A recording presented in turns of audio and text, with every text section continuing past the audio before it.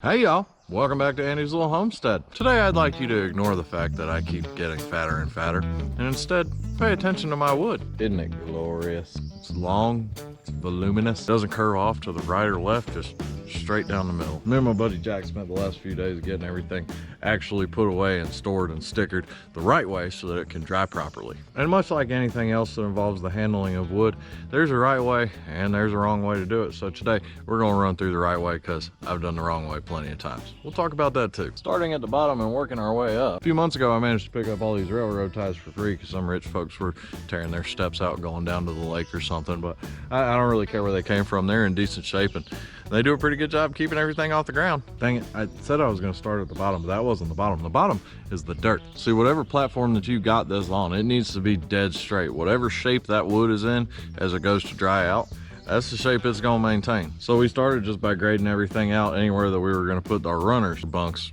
railroad ties. I'm sure there's a technical name. I don't know what it is. Anyway, we got everything level and we laid down our timbers. If this were anything other than just pine, basically utility grade that I'm using for my own stuff, I'd want to make sure that I put something between the timber and the first board just so that it doesn't stink. Working our way up from there, the name of the game is airflow. And one of the things that I really made a big mistake on in the beginning was not stickering the boards as soon as they came off the mill, because it only takes a few days for molds to start to grow. Contrary to popular belief, bleach does not kill all types of mold. It may turn it white, but it won't make it go away. Use white vinegar, you won't have a problem.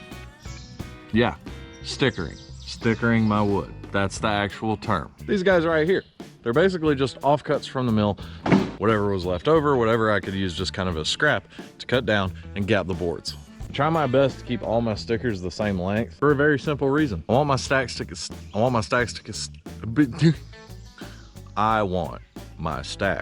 to stay consistent. So if the size of them is all over the place while we're throwing lumber on there, it may end up going wide out in the middle and then back in and wide out, looking like a daggone Kardashian stack of lumber or something like that. So anyway, I kept all the stickers consistent. Hold up there, Andy.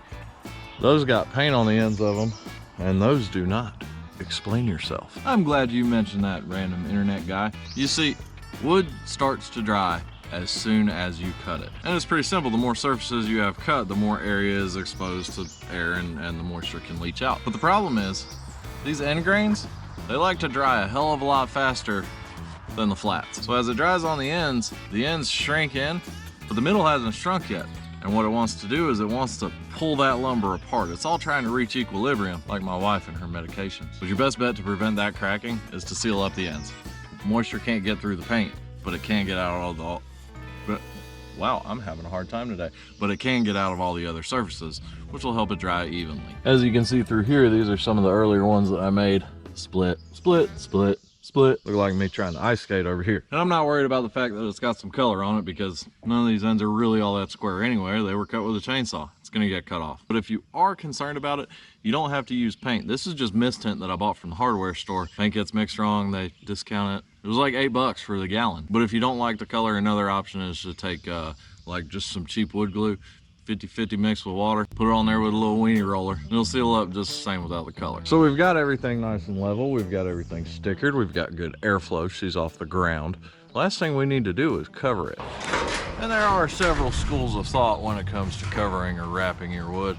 This is my preference. You see, you want to be able to keep the rainfall off, but you still want to be able to maintain airflow from the sides, so just stick a whole piece of metal on it. Like that. So when I mentioned cutting down my stickers to a specific size, I went with 36 inches because that metal is 38 inches. Whatever I can fit in that 36 inches, that's what I'm putting there. And I know that one piece of metal will cover all of it. Two if I'm going longer. I'm still gonna have little bits of rain come in added on the sides. You know, it's not a perfect system, but it's a hell of a lot cheaper than a kiln. There's a couple different options when it comes to kiln drying. One would be to build or buy a kiln. I ain't buying nothing. You can build one out of a shipping container, and I could realistically use all the slabs that I cut off of the mill to provide the heat source. Downsides, you gotta control the heat. A lot of people end up preferring to do it with some sort of electric thermostat or stuff like that, and you get into all that complicated stuff, and what do you really gain out of it? I mean, lumber's dry. You might get an extra 50 cents a board foot out of it, but almost everything that I'm cutting is utility grade type stuff. This is to go on barns, bougie accent walls, and white women's kitchens. I ain't making furniture out of any of it. So I guess as a small time sawyer, it just comes down to outlay versus reward. Say I had a property that was slammed full of black walnut trees. I'd have a kiln built yesterday. That crap going for $8 to $10 a board foot, yeah, y'all getting some high dollar bougie. But I ain't got all that, so I'm not really worried about it. Now, a good intermediate option, if maybe you don't have the money, time, or desire to build a full-blown lumber kiln, you can build what's called a solar kiln. Easiest way I can describe that: when you were a kid, did you ever take a shoebox, line the inside with foil, and put some saran wrap on the top and try and make you a s'more in science class in school? That's what a solar kiln is. Basically just a closed up structure. It's got a transparent top. Usually they'll use like the clear panels that they put on top of barns as skylights, and they'll have a fan to circulate fresh air in, so it heats up on the inside and pulls the moisture out of the wood, sends it outside. Simple concept, may do it someday. It's low on the priority list for right now. And it's worth mentioning while talking about kilns, do you really need to worry about drying it? Well, that just depends on what you're building. If I were out here making a dang grand piano, then yeah, I'm checking moisture contents. I'm out here building a shed for stupid goats, I don't care. I'll nail it up. It'll gap, it'll be fine. I'd like to make the point that 100 years ago, when a bunch of hillbillies crawled out of eastern Ohio, West Virginia, landed in Michigan so that they could cut trees for the ironworks, do you really think they took their lumber that was fresh off the sawmill, stacked it, stickered it, covered it, put it in a solar kiln, waited for a year, and then just built from there because they didn't want to have gaps in the floor? Or did they just take the wood and build with it and let it land where it landed? Not everything in life has to be all that complicated. And while we're on the subject, would you believe it if I told you there are certain woods that you are better off building green with? These little logs I got here on the trailer are all poplar, or as some northern Michigan people call it, popple, which just sounds like pop and pimple mixed together. That's ucky, it's poplar. Anyway, it's a fantastic barnwood, and a lot of people prefer to build with it green because when it's green, it cuts and works just like a softwood, like pine or anything else.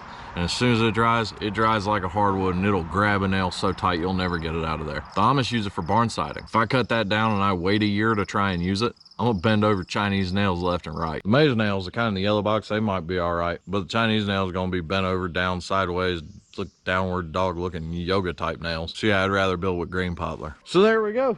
There's Andy's little lumber yard. And just like when you lose weight, it's getting bigger every day.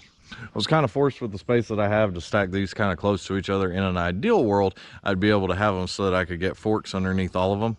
Oh, quick side thing. I wanted some forks to move logs around and crap, but I didn't really have all that much available. So I stole the forks off of the Skytrack, and then I just gorilla welded this 1-inch plate to the side. It's picked up a stack of like 500 board feet of red oak. Didn't break, so that's good. Anyway, so that's it. This is my wood. This is how I dry it. I got a few hundred more board feet that I gotta cut before we can really turn and burn on the chicken house. So we'll be getting on that soon.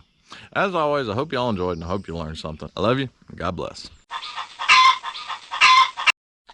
Some of y'all may remember in the very early days of Andy's little homestead, when I was living in a camper and cutting firewood, the Canadians would never shut up in my comments about covering my wood.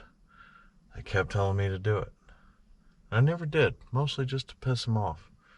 This time around, we finally made it happen. My wood is covered. You win, Canada. For the first time ever in history, I guess.